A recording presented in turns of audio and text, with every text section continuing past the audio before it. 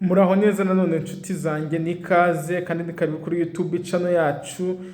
Ese waba wari uzi ko hari ibintu byoroshye ushobora gukora buri munsi bikaba byakongera imyaka 20 yo kubaho ku buzima bwawe? Iyi video rero ni igisubizo kuri wowe.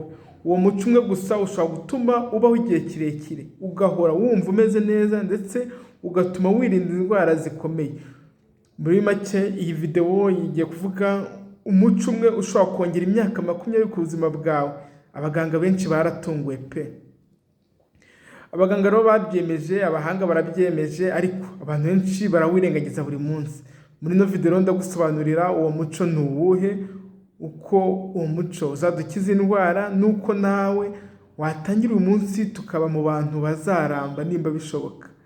Uwo muco surakeka ari uwuhe? Twandikiye muri comment. Nukumwe na Dr. Gasangwa Patrick. Ndakomeza mbakangurira gukomeza mukora subscribe kuri YouTube channel Dr. Gasangwa Patrick kugira ngo dukomeze twungurana ubumenyi. Video nimwe ntizigere gucika. Sangiza abandi no video kugira ngo igufashe. Ese uwo muco ni uwuhe?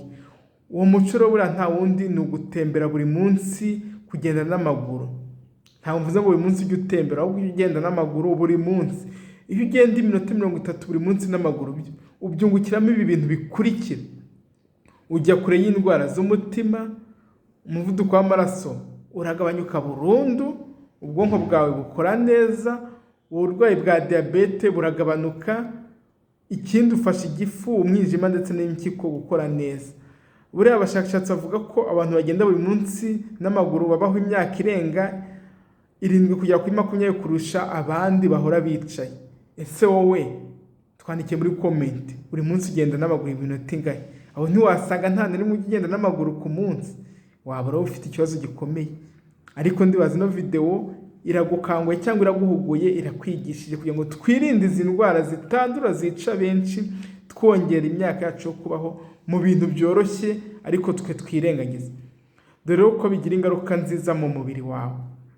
Buri ugenda buri munsi n'amaguru, amaraso yawe atembera neza, umutima wawe ukora neza, ibiro biragenda bigabanuka ku buryo bwiza, umubiri wose kandi buri utekereza neza, ubwonko bwawe bwiyongera, bikurinda indwara zitwa Alzheimer disease, kandi n'umunaniro uragabanuka. Ibyo byose rero bifasha kongera imyaka yo kubaho kuri wowe. Nkuko natangiye bivuga ngo ushobora kongera imyaka hejuru ya 20 ku minsi yo kubaho yawe, kubera aka kantu gato cyane twirengagiza. Ni umuco twirengagize ko w'ingenzi, dufata nk'icyo nkaho ntacyo umaze ufite akamaro gakomeye. Dore aho byagiye bikorerwa bigatanga umusaruro rwose, ingero zifatika. Mu bihugu bita blue zone, ahantu abantu baramba cyane, nibyo bita blue zone. Mu Buyapani abakecuru bagenda buri munsi bajya ku isoko kandi bagenda n'amaguru. Mu Butaliyani abantu bakuru ubwo bajya ku misozi n'amaguru. Muri Costa Rica abantu batagira imodoka bagakora urugendo rw'amaguru buri munsi. Ibi byose rero bigaragaza ko kugenda n'amaguru ari umuti udasanzwe twirengagiza ariko ufite akamaro. Dore ubuhamya bw'ababikoze. Hari umusaza w'imyaka 70 mu Rwanda watangiye kugenda n'amaguru buri gitondo, ariko ubu ameze nk'ufite imyaka 50. Ibyo ni ibintu bifatika, n'ingero zifatika. Hari umugore ubyibushye cyane twakurikiranye kwa muganga, yagendaga isaha buri munsi n'amaguru.